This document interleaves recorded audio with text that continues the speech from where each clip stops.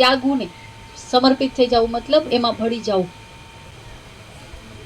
પાછળ એક હોલ બનાવ્યો છે. હું આ નંબર આજ લખ્યા બધાના, જેને જેને કંઠી પહેરી એના બધાના નંબર લખ્યા. ધીમે ધીમે એવું એક દિવસની શિબિર ગોઠવવાના વિચાર કરું છું. પછી તો ગોરક્ષનાથજીની ઈચ્છા.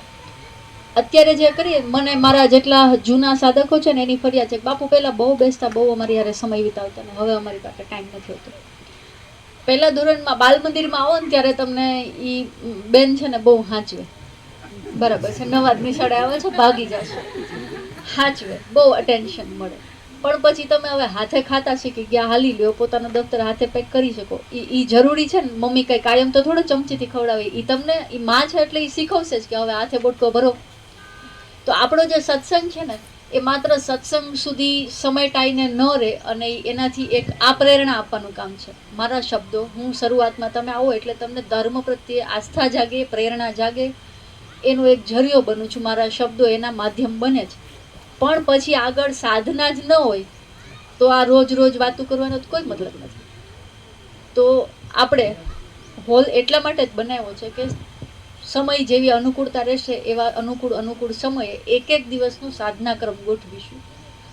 રસગુલ્લાની વાતું, રેસીપી સાંભળવી અને રસગુલ્લા ખરેખર મોઢામાં મૂકવા, બે જુદી જુદી વાત છે, બરાબર ને? તો આપણે એવો પ્રયત્ન કરીશું કે હવે ખરેખર આ મીઠાઈની જે વાતું કરી છે ને એ આપણે ચાખીએ. પણ હવે કોઈને કોઈ પ્રશ્ન છે? એક પ્રશ્ન બાપુ કરું. હાજી. જન્મ અને મૃત્યુ જે બે શબ્દ છે જી. એની વચ્ચે જીવન છે નહીં? એની વચ્ચે જે બે વચ્ચે જીવન જે છે નહીં, એટલે કે સંસારિક જીવન, મારું કહેવાનું ભાવાર્થી છે. એને જીવન આપણે કહીએ છીએ, હકીકતમાં એ જીવન છે નહીં. તમે જીવન કોને કહો છો? જન્મ એટલે લોકો માને છે, એટલે મેં પ્રશ્ન હા, એટલે તો કર્યો. હું એની સત્યતા દર્શાવું. હા, મેં જન્મ લીધો, પછી હું ક્યાંક યાત્રા કરું છું અને મૃત્યુની તરફ રોજ એક ક્ષણ મરું છું. આ સત્ય છે, હા, બરાબર ને? હવે તમે મારે અમદાવાદ જાઉં છે અહીંથી, તો હું શું બોલીશ? અમદાવાદ જાઉં છું. પછી તો એમ ન કહેવાય ને કે ભાઈ હું સુખપુર જાઉં છું, બરાબર? જન્મ લીધા પછી તમારી યાત્રા મૃત્યુની છે. જે ઘડીએ માના ગર્ભમાંથી બહાર નીકળ્યા, નાળ કાપી, પહેલો શ્વાસ લીધો, એટલે તમારી યાત્રા જીવન નથી, મૃત્યુ છે. હા, એમ એટલે વિસ્તારથી મેં પૂછતો, તમે સમજાવો તો ક્યાંક ખ્યાલ આવે. એમ કે હર સેકન્ડ એક આયુષ્યમાંથી આ જેમ જેમ શ્વાસ લ્યો છો ને એમ ઓછા થાય છે, ઘટે છે, વધતું કંઈ નથી. ઘસારો લાગે છે, આ શરીર જૂનું થાય છે. આમાં હજારો કોષ બનતા હતા નાના હતા ને ત્યારે. હવે 40 ટપી જાય ને પછી એટલા ને એટલા નવા નથી બનતા, સંખ્યા ઘટી ગઈ, બરાબર ને? તો આને ઘસારો લાગે છે. આ નવું નવું રોજ નથી બનવાનું. બનવાની માત્રા, પ્રક્રિયા ધીમે ધીમે ઘટતી જશે અને એક દિવસ સમાપ્ત થઈ જશે. તો મૃત્યુ એક દિવસ આવતી ઘટના નથી, હર ક્ષણ, હર સમય આપણી સાથે રહેતી વાત છે. કોઈ એક દિવસની વાત નથી કે ભાઈ 100 વર્ષે, ચાલો 100 વર્ષ છે, પણ 100 વર્ષે એક દિવસ એટેક આવશે ને હવે વહી જશું. એ આપણે એમ હોય ને કે એક દી મરશું, એ એક દીની ઘટના થોડી છે. એની તૈયારી પહેલા શ્વાસ સાથે શરૂ થઈ ગઈ છે. રોજ મરીએ છીએ, રોજ. આટલું બોલતા બોલતા હું કેટલી વાર મરી ગઈ. આમાં કેટલા કોષ હશે જે પાછા નથી બન્યા. એટલા ક્ષણ મારું આયુષ્ય તો મેં ઘટ્યું જ છે ને. તો એટલું મૃત્યુ છે. મૃત્યુ લોક શું કામ નામ રાખ્યું છે આનું? આ ધરતીનું નામ મૃત્યુ લોક છે. અહીંયા મરવાનું જ છે. અહીંયા જીવનની વાત જ વ્યર્થ છે. જીવવાનું ખરેખર કોઈને છે જ નહીં, કોઈને આવડતી નથી એવી વાત જ નથી. ફૂટપારી ઉપર હોતો હોય ને ખરેખર આજમાવજો. 1 લાખ રૂપિયા એના હાથમાં આપો, એને બધી ખબર પડતી હોય. એનું આખું બોડી લેંગ્વેજ ચેન્જ થઈ જાય. એને બધી ખબર પડે શું કરાય.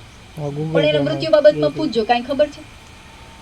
એક દી મરી જવાનું છે. આ હોશ આપણને કોઈને નથી. એનામાં આપણનામાં એ બાબતમાં કોઈ ફરક જ નથી. ફૂટપારી પર સૂતો હોય, ગાંડો હોય, કચરા વીણતો હોય કે કરોડપતિ હોય, મૃત્યુ વિશે સજગ કોઈ નથી. અને આખું આધ્યાત્મ તમને તમારા મૃત્યુ વિશે સજાગ બનાવવાની જ પ્રક્રિયા છે, બીજી કોઈ પ્રક્રિયા જ નથી. મૃત્યુલોક છે. એક દિવસ મરશો, પણ ઢંગથી મરશો તો પાછો અહીં ધક્કો નહીં ખાવો પડે, નતર રિજેક્ટેડ માલ પાછો મૂકી દેશે, વળી અહીંયા જ ધક્કો નાખશે.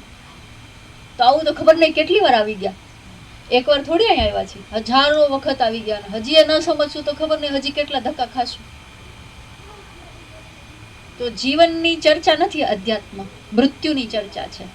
ગહેન વિષય છે. આપણને બોલવું નથી ગમતું, કોઈને મરી જાય એમ કહી તોય આપણને ગમતું નથી. હકીકત પાછી બધાને ખબર છે કે એક દી બધાને વયું જ જવાનું, ખબર બધાને છે. વાત કરવી ગમતી નથી. ખરેખર આધ્યાત્મિક વ્યક્તિ છે ને એ રોજ એના મરવાની તૈયારી કરતો હોય. આજ મરું, અત્યારે જ મરું ને તો મને કોઈ પ્રોબ્લેમ જ નથી.